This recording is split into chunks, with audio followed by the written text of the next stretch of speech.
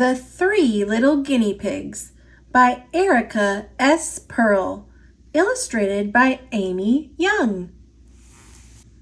Rosie, Minty, and Pumpkin were 3 little guinea pigs. Actually, they were not so little. "Happy birthday, my dears," said their mama. "Now that you are big girls, it's time to make your way in the world." So the sisters set off. Excitedly, they popcorned down the road until Rosie suddenly froze. What if there are foxes?" she asked.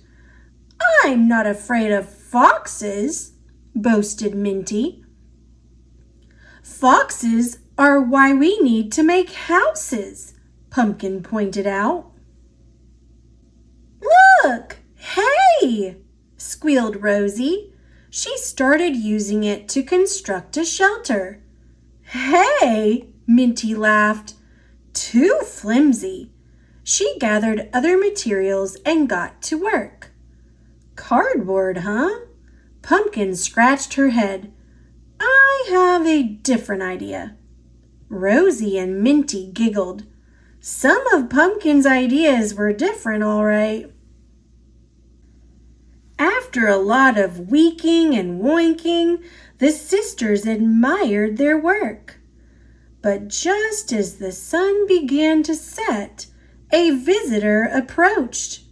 And not just any visitor, a fox. The fox stuck out his snout and inhaled deeply. He smelled hay, carrots, and something else. "Dinner," he whispered. The 3 little guinea pigs were washing up when the sound of leaves rustling sent them scurrying into Rosie's house. And just in time. A menacing voice sliced through the air. Guinea pigs, let me in." Rosie, Minty, and Pumpkin poked their whiskers out of the window. When Rosie saw who was there, she trembled with fear. Minty puffed herself up extra big. "Not by the hair of our chins," she said. The fox laughed. "Dinner that talked back? That was a first." "Then I'll huff, and I'll puff, and I'll blow your house in," he threatened. That was all Rosie needed to hear.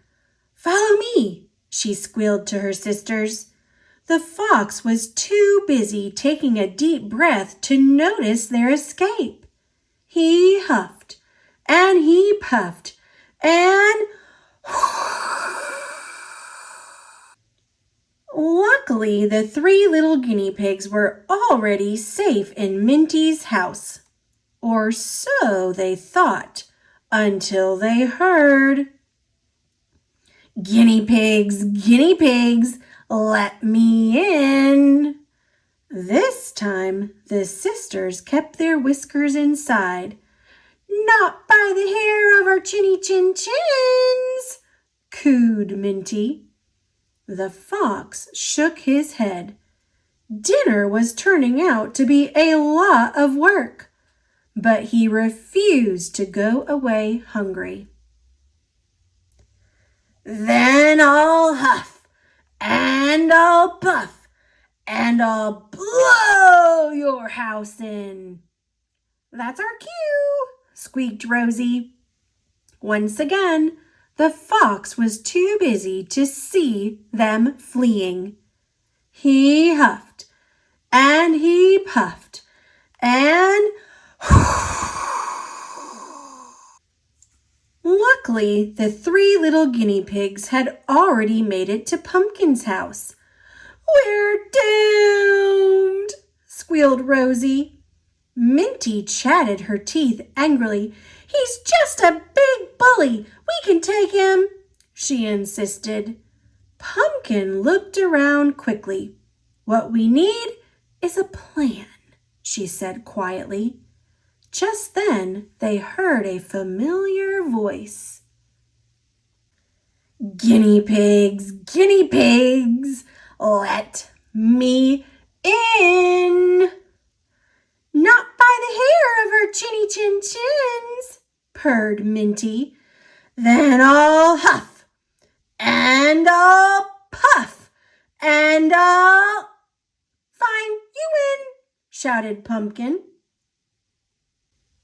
"You can eat us," continued Pumpkin, winking at her sisters.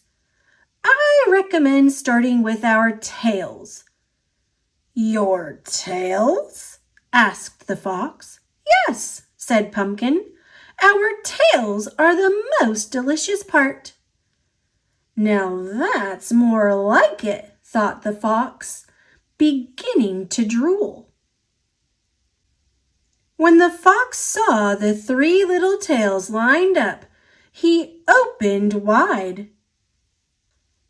"Pop, pop, pop! Oh, whoa, no!" yelped the fox. He ran away. Yay!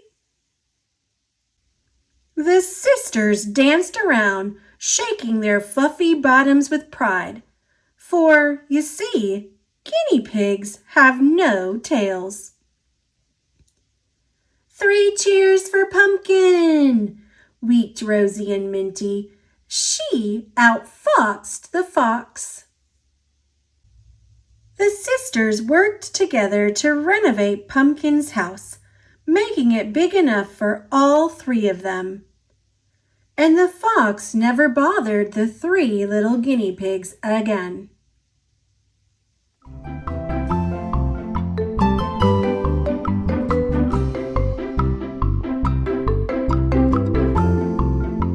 Thanks for watching. Click subscribe.